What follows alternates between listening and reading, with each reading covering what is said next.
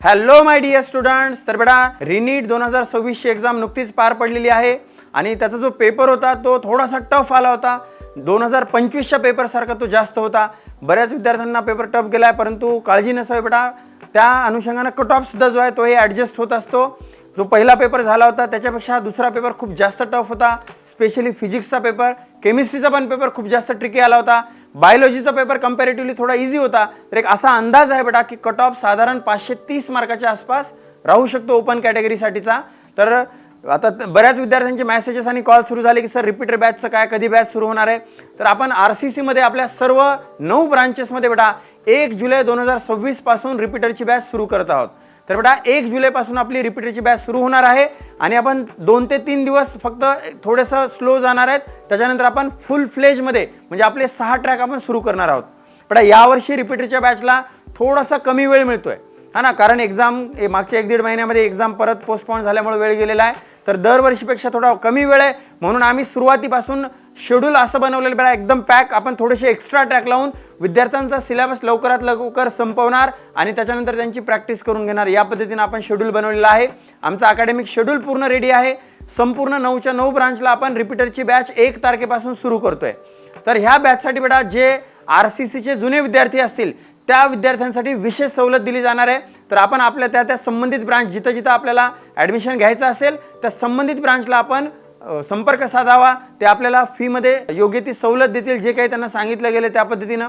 जे विद्यार्थी होतकरू असतील, गरीब कुटुंबातील असतील, त्यांना सुद्धा आपण कमी फीमध्ये आर्थिक सवलत देऊन त्यांनाही ॲडमिशन करून घेणार आहोत. तर त्यांनी सुद्धा जर तुम्हाला तशी काही अडचण असेल तर आपण RCCच्या ऑफिसला संपर्क साधू शकता.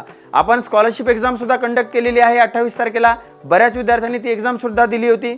बऱ्याच विद्यार्थ्यांच्या मनामध्ये अजूनही एक कन्फ्युजन आहे की सर आम्ही रिपीट करावं की नाही, रिपीट नेमकं कोणी केलं पाहिजे. तर मला एक गोष्ट सांगायची बेटा की तुमच्या मागच्या वर्षीचा स्कोर काय होता हा फार जास्त महत्त्वाचा विषय नसतो.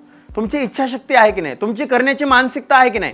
तुम्ही जर थकवा आलाय, तुम्हाला वाटतं की नाही मी खूप मेहनत केली होती, मी ऑलरेडी जेवढं मॅक्झिमम करू शकत होतो ते सगळं मी केलेलं आहे, जर असं असेल तर आपण रिपीट करण्याचा डिसिजन घेऊ नये बेटा. पण जर आपल्याला असं वाटत असेल की नाही मी मागच्या वर्षी माझ्या मेहनतीत कमी पडलो, मी अजून जास्त चांगलं करू शकतो, मला अजून स्वतःला एक संधी द्यायची आहे, जर अशी मानसिकता असेल तर आपण रिपीट करण्याचा डिसिजन घेऊ शकता. कारण मागच्या कित्येक वर्षांचा असा अनुभव आहे की ज्या विद्यार्थ्यांना 100, 150, 200 मार्क होते त्यांनी सुद्धा नीटमध्ये 650, 700 मार्क घेतलेत आणि ज्या विद्यार्थ्यांना 500, 550 होते ते पण बऱ्याच वेळा सिलेक्ट होत नाहीत. तर फरक कशाचा असतो बेटा, एखाद्याला 500 मार्क आले म्हणजे त्याला फक्त 50 मार्क वाढवायचे असा अर्थ होत नाही, त्याला शून्यापासून पुन्हा अभ्यास करावा लागतो. तर याच्यासाठी सर्वात महत्त्वाचं तुमची मानसिकता आहे. ज्याच्या डोक्यात असेल रिपीट करण्याचं तर त्यांनी आपल्या पॅरेंट्ससोबत थोडंसं व्यवस्थित चर्चा करावी आणि त्यानंतर योग्य त्या निर्णयावर यावं. आणि जर रिपीट करण्याचं डिसिजन होत असेल तर कृपया बेटा वेळ वाया घालू नका. यावर्षी ऑलरेडी वेळ कमी आहे, लवकरात लवकर आपण बॅचेस जॉईन कराव्यात. परत एकदा मी रिपीट करतोय, आपली रिपीटरची बॅच सुरू होते बेटा 1 तारखेपासून. सर्व ब्रांचेसमध्ये RCCच्या ही बॅच सुरू होणार आहे, ठीक आहे. आणि मी सांगितल्याप्रमाणे जे जुने विद्यार्थी आहेत त्यांना फीमध्ये सवलत सुद्धा दिली जाणार आहे. चला तर मग 2027च्या एक्झामसाठी आपण तयारी सुरू करूयात. जेवढ्या लवकर सुरू करू तेवढ्या लवकर बेटा आपण आपल्या यशापर्यंत पोहोचणार आहोत. तर बेटा नीट 2025चा 26चा जो रिनीटचा पेपर झाला, ज्या टाईपचा पेपर होते, आपण पेपरची डिफिकल्टी जे विद्यार्थी जुने आहेत त्यांना माहिती आहे, आपण पेपरची डिफिकल्टी टफ ठेवत असतो बेटा आणि ह्या टफ पेपरचा विद्यार्थ्यांना फायदा होतोय असं दिसून आले.